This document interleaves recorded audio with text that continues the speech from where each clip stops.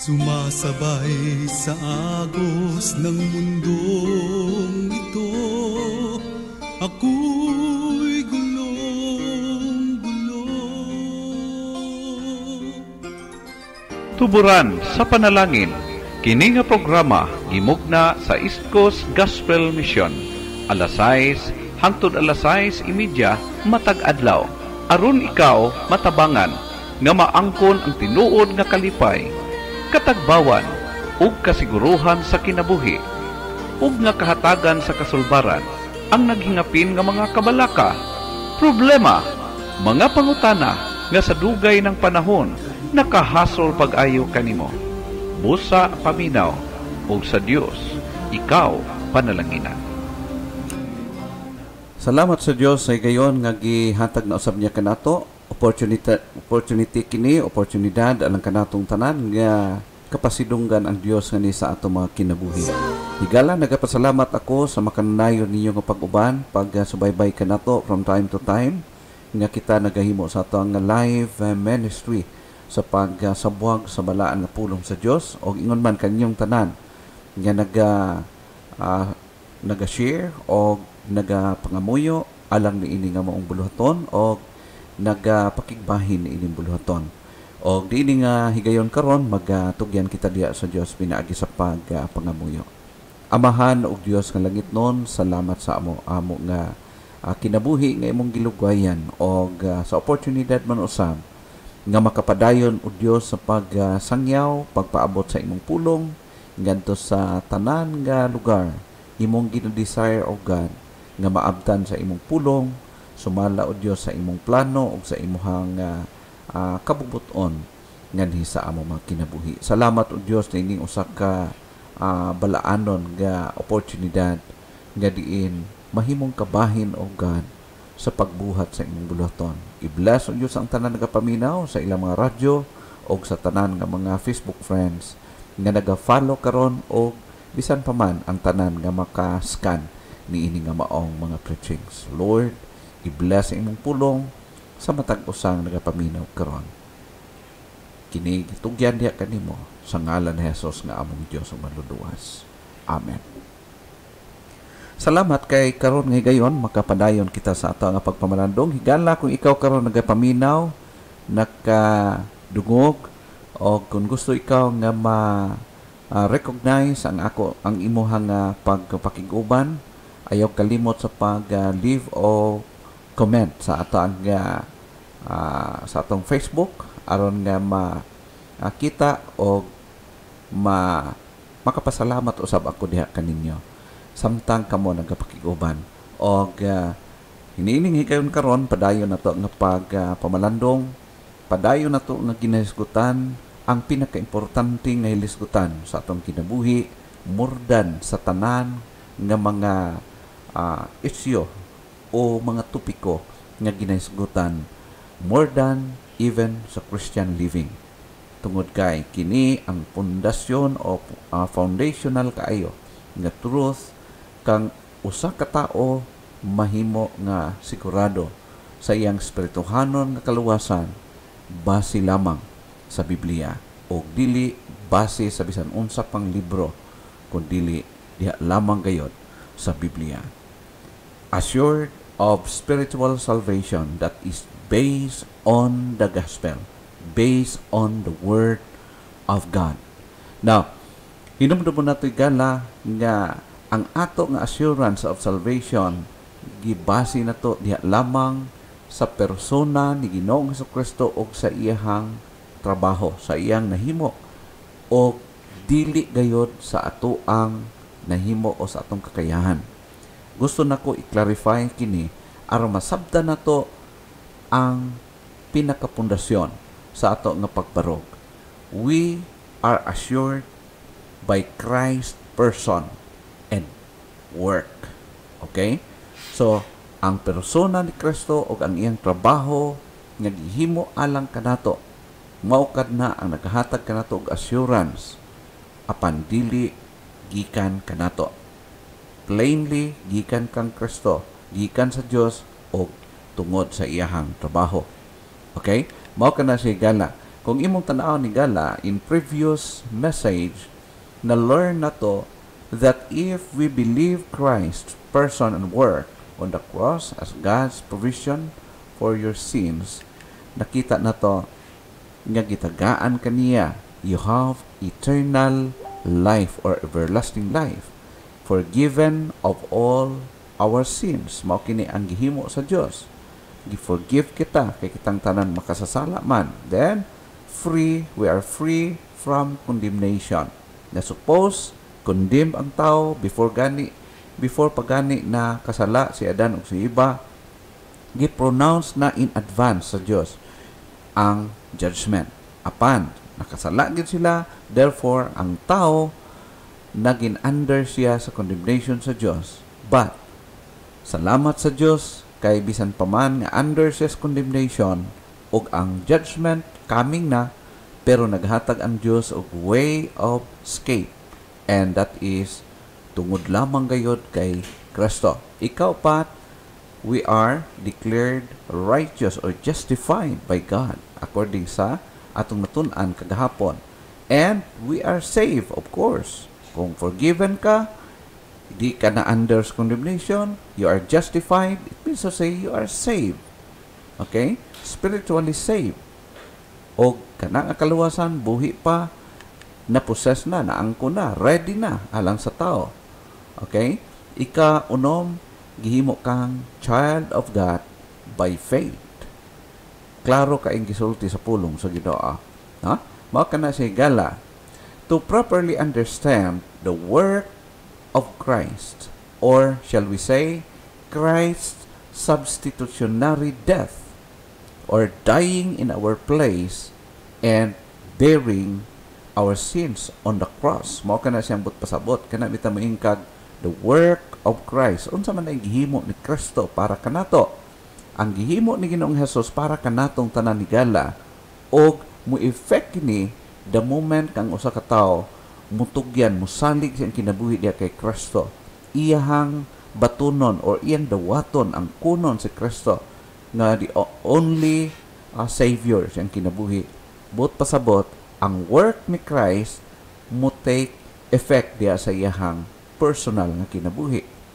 Ang work of Christ nag-refer sa iyang substitutionary death. Inumdum mo na to nga si Kristo wala siya namatay na disgrasya, wala siya na aksidente nga nalansang sa cross kay biktima siya sa mga paratang.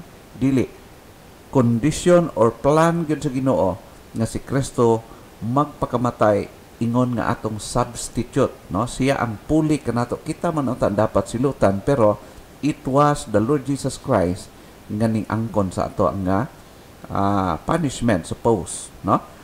Dying in our place and bearing our sins on the cross. Wala siya sala, pero gipasan niya ang atong mga sala, gilansang niya uban dito sa cross. Og mao na ingon niya sa John chapter 19 verse 30, kung tan-aw nimo, ingon siya, it is finished. Bot pasabot, ang transaksyon sa pagluwas sa tao na kumpleto na sa Dios dito sa cross. Og kini andam na, ready na para sa tao the moment na siya musalig og mutugyan siya ang kinabuhi ya kaniya. Ang emphasis sa aghimo ni Kristo, the emphasis is on understanding the sufficiency, His finished nature, and accomplishments of the death of Christ. Mao kini ang ato nga emphasize karon nga adlaw, no? Masabtan na to ang pagkasupisyente. Kanang di na bitaw kailangan dagdagan pa sa atong effort. Dili na kailangan dagdagan pa sa atong abi na kog mauna, no? Dili, kompleto gyud ang gihimo ni Kristo. Finished nature ang iyang trabaho, o kana tanan na accomplish niya, pinaagi siyang pagpakamatay, pagpalansang dito sa cross, puli kanato nga supposed to be kita unta ang ilansang. This would be our emphasis karon nga adlaw. Assured by Christ's person and work. Okay? Assured. We can be assured only by the person of Christ and His Word. Two prominent aspects here which Scripture emphatically teaches. Duha lang akong ipaabot kanimo karon. Ang una is this, that salvation is not by our works or by our merit. Mao kana siya ang una nga emphasize nako karong buntag higala. Ang kaluwasan sa atong kalag never sa ato ang work, never sa atong merit, kundili masabtan nato kana along the way. Kung imong tan-awon higala based niini, it means to say not based on our personality, not based sa atong mga performances. That is what it means. Salvation of our soul is not by our works or is not based on our personality and performances. Atong merit, dili diha gibase ang kaluwasan. Very clear. Kung imong tan-awon higala dinhi sa Romans chapter 4 verse 1, very clear nagsulti, what shall we say then? That Abraham our father, as pertaining to the flesh, hath found. Okay? Unsa man ato ikasulti about kay Abraham, nagitawag siya the father of faith. Pertaining to the flesh, according sa iyang human effort, sa iyang human sight. Ato makita in verse 2, for if Abraham were justified by works, he hath thereof to glory, but not before God. Okay? If, the word if, that is conditional. Kung si Abraham gimatarong pa, pinaagi siyang buhat, naa siya kapanghambok, pero dili ngadto sa Dios, kundi siyang sarili. Okay? So, if, abot pasabot, dili gyud tinuod nga si Abraham gimatarong tungod sa iyang nahimo. But ang credit naa sa iyang pagtuo diha kay Kristo. The word if, it means, indicates that Abraham was justified not by his works. Of course, wala nato giingon nga si Abraham dili buutan. Buutan siya, but when we talk about perfection, dili siya perfect. Still si Abraham, though nga giila siya sa Dios ingon nga father of faith, pero ang iyahang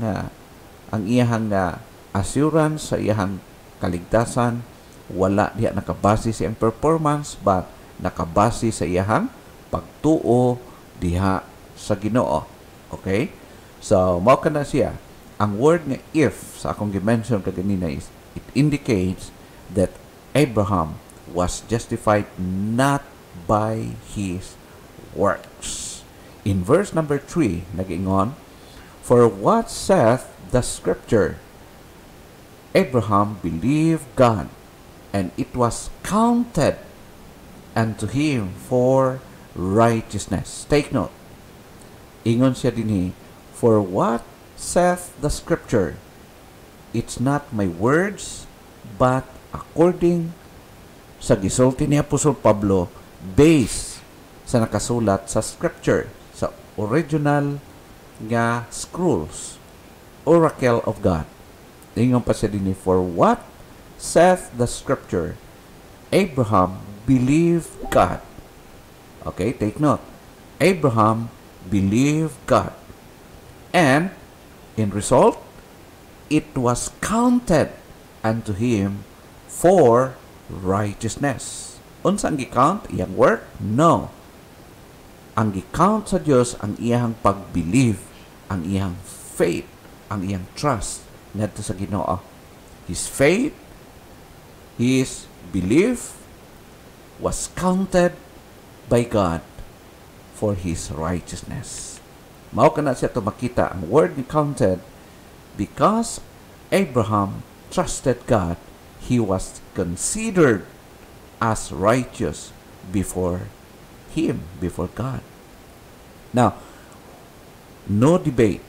Kay nga naman, even si Apostol Pablo clearly nagsulti, the way nga si Apostol Pablo iyang na-interpretar pagmaayo ang kamatuuran gikan sa iyang master nga mao ang Dios. Bisag kinsa pa nga tawo nga mo reinterpret ni ini nga passage, but ikaw higala kung naa kay Biblia, just look at that verse. Makita nimo nga because of Abraham's faith, it was counted unto him for righteousness. Counted.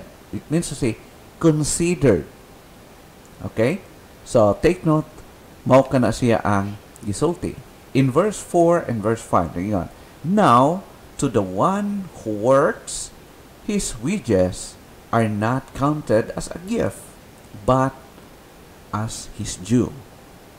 Okay? In verse 5, but to him that worketh not, but believeth on him that justifieth the ungodly, his faith is counted for righteousness. Kung imong tan-awon higala sa verse number 3, focusly ngadto nakatutok sa kay Abraham. Kung paano si Abraham gihimong matarong sa Dios. But in verses 4 and verse 5, nakatutok sa mga tao. And it might be diha kanimo karon, if you believe in God, if you trust God, if you trust Jesus. Mo na ingon siya dinhi in verse 4. Now, to the one who works, his wages are not counted as a gift, but as his due. Kung na-acquire niya sa iyahang trabaho, sa iyahang effort, dili na tumatawag gift ang iyang salvation. Kung na-earn niya sa iyahang sariling paningkamot, dili na to ang iyahang righteousness, ang iyahang pag-isip kanyang just, dili na a gift, but resulta na, sweldo na o suhol na sa iyahang effort. Pero ingon sa verse 4, referring sa tao nga mintuo, but to him that worketh not, it means to say, wala na nagpasabot nga, dili ang tawong mutuo kay Jesus di na magbuhat og matarong. Ambot pasabot, ang implication is sa tao nga wala magsalig sa iyang sariling kakayahan, apan nagtuo diha sa Dios nga maoy muhimo kaniyang matarong. Mao na ang ambot pasabot. But to him that worketh not, but believeth on him that justifieth the ungodly, his faith, take note, dili iyang work ha, his faith is counted for righteousness. Ang iyang pagtuo nga tinuod, nag-count nga matarong. It means to say, ang duha ka mga verses mo kini ang buot niyang ipaabot. As wages and a gift are different, righteousness being received as a gift by faith and never be as wages. This is the message nga gisulti ni Apostle Pablo based on verses 4 and verses 5 in Romans chapter 4. Okay? So, mao kana siya. In verse number 6, even as David also describeth the blessedness of the man, and to whom God imputeth righteousness without works. Dinhi makita na to ang tinuod nga bulahan. Ang tinuod nga nakaangkon og grasya, kaluoy, gikan sa Dios. Ingon siya, and to whom God imputeth righteousness without works. It means to say, dipot pasabot, dili nga pag nagsalig ka kay God, nagpakasala na hinuong ka. No, that is not the implication of this verse. Ambot pasabot nga kaniya nga giisip sa Dios, gi-considered sa Dios, saninaan siya pagkamatarong gikan sa Dios, nga dili base sa iyahang sariling performances or sa iyang effort. Siya ang gitawag sa Dios nga blessed man. Okay? Mao na ingon, just like sa kay David. Na hinumdum mo na to igala nga si David dili siya perfect nga tao. Many times nakasala si David in the sight of God and ngadto sa mga tao. Pero i-consider siya sa Ginoo as righteous tungod sa iyahang pagtuo o pagsalig sa iyang Dios. Higala, mao kana siya ang ipaabot kanato according to verse 6. It was his faith, it was credited to him as iyaha gikan sa Dios. No? Ang word nga imputeth or imputed sa verse number 6, it means credited or charged by others' performances. Dili iyang trabaho, pero gi-charge sa iyaha, gi-impute sa iyaha. Okay? Pareha ra gud na sa kanang nakautang kay higala. Ikaw nakautang, pero somebody nga naluoy sa imuha kay di nakakabayad, somebody nga nagbayad sa imuha. Okay? So, dili ikaw nagbayad. Bayad ka na, pero dili ikaw ang nagbayad. Mao na ang picture. Mao na ang analogy sa gihimo sa Dios ni Kristo alang kanato. And to whom God imputeth righteousness without works. It means to say, credited. It was credited or charged by others' performances. In verse number 7, saying, blessed are they whose iniquities are forgiven and whose sins are covered. Take note. Blessed are they whose iniquities are forgiven. Dili siya perfect, na siya sala, pero gi-forgive ang iyang mga pagkadautan o pagkamakasasala. To kay naghinulsol siya, tinuod na naghinulsol ha. I'm not referring sa mga fake nga mga shall we say, naghinulsol, nagrepent, kunuhay, pero dili, tinuod. I'm not referring to them. I'm referring sa tinuod yun nga naghinulsol. And whose sins are covered. Ang sala, nagtabunan sa Diyos o gihugasan sa Diyos. Okay? O, according sa Romans chapter 2, verse 8, ang very common nga mga verses nga itong nabalik-balik na sa pagtanaw to prove nga ang kaluwasan is maangkon sa tao, pinaagi gyud siyang pagtuo kini tungod sa grasya sa Dios, o dawaton kini sa tao, pinaagi siyang tinuod nga pagtuo alang sa iyang kaluwasan, sa iyang kaugalingong kalaan. No? For by grace you have been saved through faith, and that not of yourselves, it is the gift of God. Very clear. Dili pwede nga usbon ang verse. Ang kaluwasan, tungod kayod, pinaagi kini sa grasya, o madawat sa tao, through sa iyang pagtuo. Tinuod nga pagtuo, referring to through faith. And that not of yourselves, dili sa atong sariling performances, because it is the gift of God. Gasa, dili suhol ang kaluwasan. Not of works, nganong dili man sa atong kakayahan, sa atong effort, sa atong performances. Not of works, lest any man should boast. Kaya kung naalay taong maluwas sa iyang works, ay pertinang hambugan ng tawhana. But praise God, ang kaluwasan, dili pinaagi sa atong effort, dili sa atong performances, but it is solely by the work of Christ. By Christ's performance. Alang kanatong tanan. Okay? Sumala pa sa Titus chapter 3 verse 5, not by works of righteousness which we have done, but according to His mercy He saved us, by the washing of regeneration and renewing of the Holy Ghost. Take note, tigala. Only God can renew the Holy Spirit within us. Ang pag-renew sa Holy Spirit, dili trabaho sa tao. It is purely the work of God. Okay? Take note.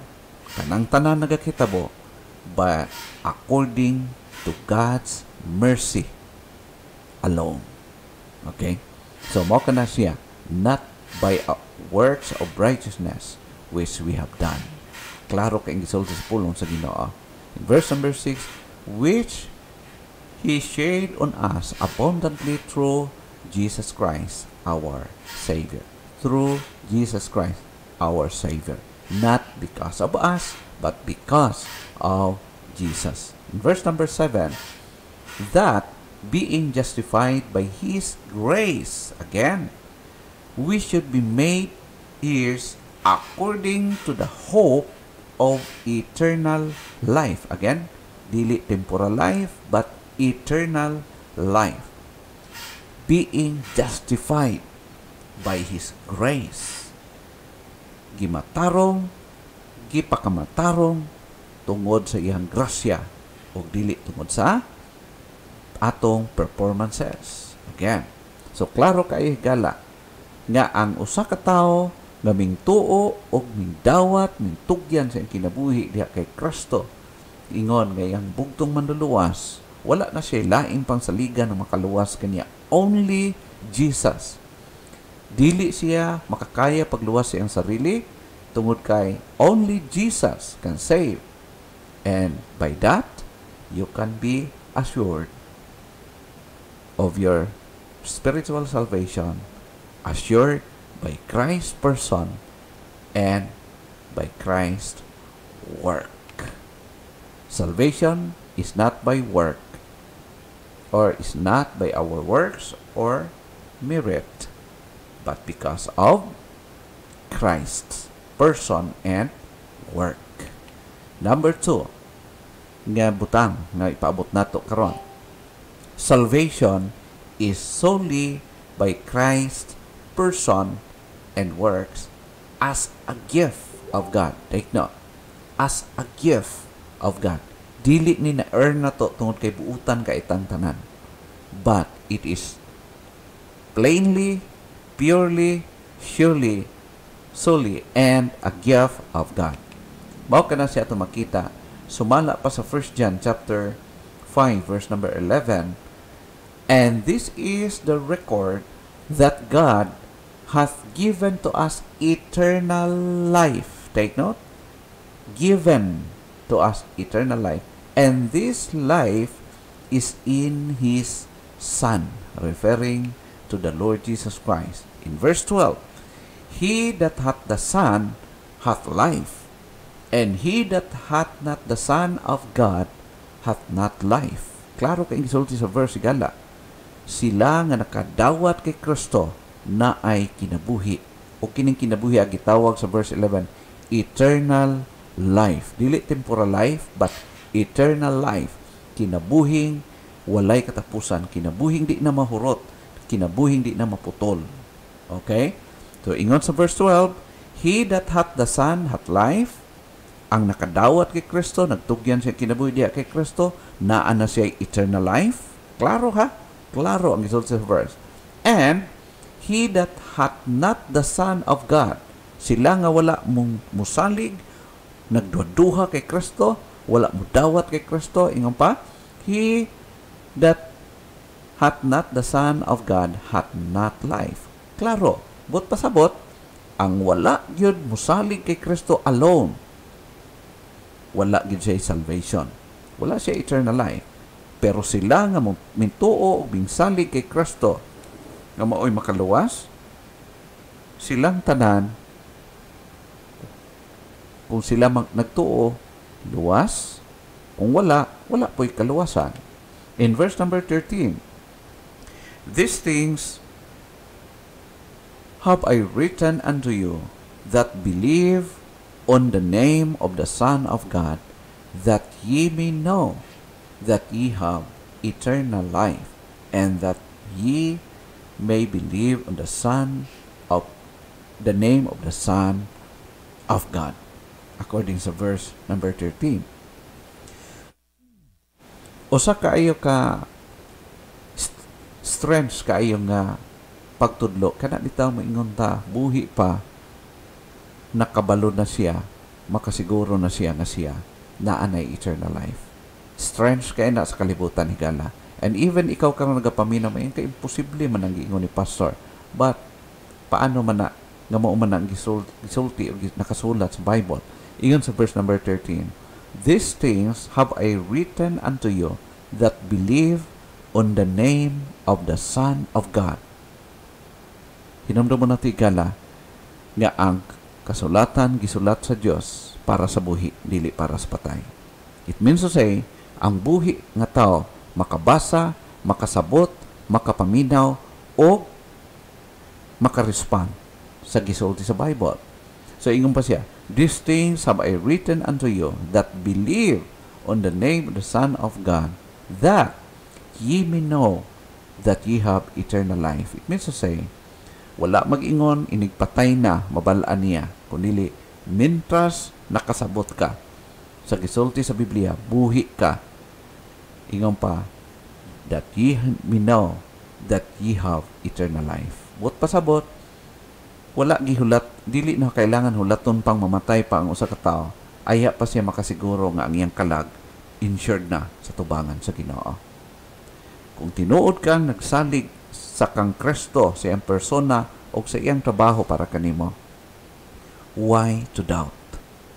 Siya man ang tag-iyag langit, siya ang nag-create sa impierno para hulugan sa yawa sa katapusan sa mga adlaw. Og siya pod ang nag-offer og kaluwasan. Nganong mag-doubt man ka kung tinuod kang nagsalig magdawat kay Kristo? Siya baya ang magbubuot sa tanan. So why to doubt? So if you truly believe in Jesus, kung tinuod kang nagtuog nagdawat kay Kristo, nganong kailangan pa man nimong laing pamaagi para maluwas ka? Nga klaro man gisulti sa Bible, nga kung mutuog kag mudawat kay Kristo, naa kay kaluwasan. Kung dili usab, wala kay kaluwasan. Klaro kay gisulti sa Bible. Dili na kailangan libugon pa ang imong hunahuna ikala. Igon sa pulong sa Dios, that ye may know that ye have eternal life, and that ye may believe on the name of the Son of God. Asa ang attribute? Asa na to i-attribute ang atong pagtuo? Asa ipunting? Ngadto kay Kristo alone. Kay siya ang tinuod nga makaluwas. Mao na ang plano sa Ginoo. In verse 11, and this is the record. It means to say, it was written to Christians to give them assurance of their salvation based on the testimony of God's Word. Dili gikan sa tao, pagpamatuod sa tao, kuyaw ka imo explain nga tao, dili. But based on the testimony of God's Word. According to Titus 1:2, in hope of eternal life, which God, that cannot lie, promised before the world began. Another, that God hath given to us eternal life. Means, eternal life is given, not earned. Take note of that. For by grace are ye saved through faith, and that not of yourselves, it is the gift of God. Okay? Gift. Last part, and this life is in His Son. It means to say that eternal life is in His Son, Jesus Christ, the Lord Jesus Christ. In verse 12, whoever has the Son has life. Whoever does not have the Son of God has not life. Means to say, those who accept Jesus or receive Jesus, receive also eternal life. Receive eternal life. But those who reject Jesus does not have life also. Klaro. Mo nang gisulti sa Bible. Ikaw higala, nadawat ba nimo si Jesus? Gi-entrust na ba nimo imong kalag diha kay Kristo? If not, sultian ko ikaw ingon sa Bible, you don't have eternal life. If na-entrust nimo imong kinabuhi kay Kristo alone, sigurado gyud nga aduna pud kay eternal life. In verse 13, these things have I written unto you. It means to say, writings are for the living, not for those who are dead. Take note, dili na makabasa ang patay. Only the living can. Now, next part, writings for the believers only, not for everybody. Si Kristo nagpakamatay para sa tibuok kalibutan, pero ang effectivity niya, mo-effect lang ang iyahang sakripisyo sa mga tao nga tinuod yun, mintuo, minsalik, mindawat diha kaniya. Okay? Dili sa tanan ha, bisan pag nakadungog ka sa gospel pero wa ka naghimog desisyon, personal desisyon sa imong kinabuhi sorry to tell, wala kay apil. Kay ang kaluwasan gi-offer sa Dios niadtos tinuod lang gyud nga naghinulsol, tinuod nga nagdawat diha kaniya. That ye may know that ye have eternal life. Means, while still breathing, knows he is saved or have eternal life. Buhi pa. Kung tinuod siyang nagsalig, nagtuo, nagtugyan siyang kinabuhi kay Kristo, buhi pa siya. Assured na siya nga naa na siya ay kinatawag ng eternal life. That ye may know that ye have eternal life. Buhi pa. Dili kung patay na. Okay? So, higala, ingon sa Acts chapter 4, verse number 12. Neither is there salvation in any other. For there is none other name under heaven given among men whereby we must be saved. Take note. Walay kaluwasan nga makuha sa usa ka tawo sa lahi nga pamaagi. Nothing. Kay ang kaluwasan sumala pa diha lamang gayod sa kay Kristo makaplagan. Dili sa mga simbahan, dili sa mga church leaders, dili sa mga ila nga mga founder sa mga simbahan, no? But diha lamang sa tinuod yun na founder sa tinuod nga pagtulunan nga mao si Ginoong Hesukristo. Siya ang nagpundar sa tinuod nga iglesia, sa tinuod nga church. Siya ang nagluwas, siya ang tag-iya ug dili tao. Mao tag-iya niini. Only God. Salvation is only to be found in Jesus Christ alone. In Philippians chapter 3 verse 8, ingon si Apostle Paul, "Yea, doubtless, and I count all things but loss for the excellency of the knowledge of Christ Jesus my Lord, for whom I have suffered the loss of all things, and do count them but dung, that I may win Christ." Kabalo kay galakin sa si Apostol Pablo, magisgot kag religion ay grabe ka dibutado sa iyong relihiyon. Kung magisgot kag performance, grabe nga performance. Kung magisgot kag loyalty sa relihiyon, ay grabing loyalty.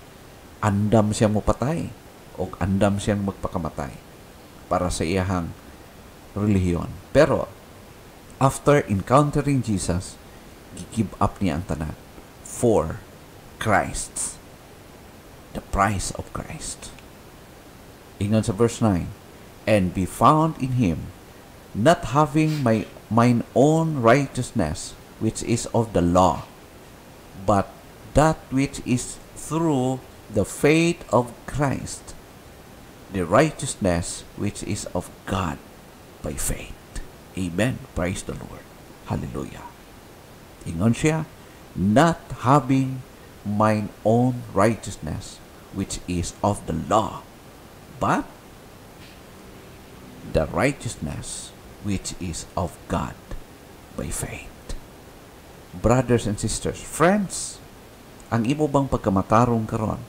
Pagkamatarong ba gikan kay Kristo or sa imong sariling performances? Try to ask yourself. Be honest. Ang imo bang pagkamatarong karon? Ang imo bang paggilauman nga makaluwas sa imuha? Si Kristo ba? Or ba si lahi? Ingnon ko ikaw, dili ko gusto muhatag ka sa imo false hope. Ang tinuod nga kaluwasan gikan lang kay Kristo.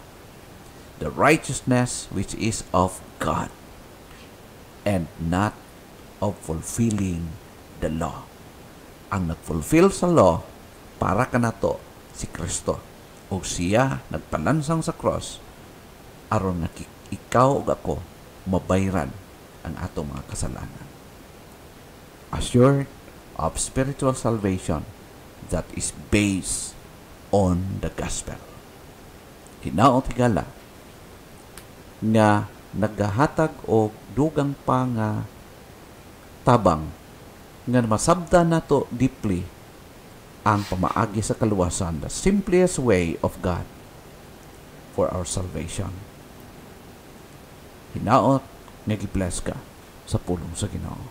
Just be teachable and ready to absorb unsa ang gisulti diha sa balaang kasulatan.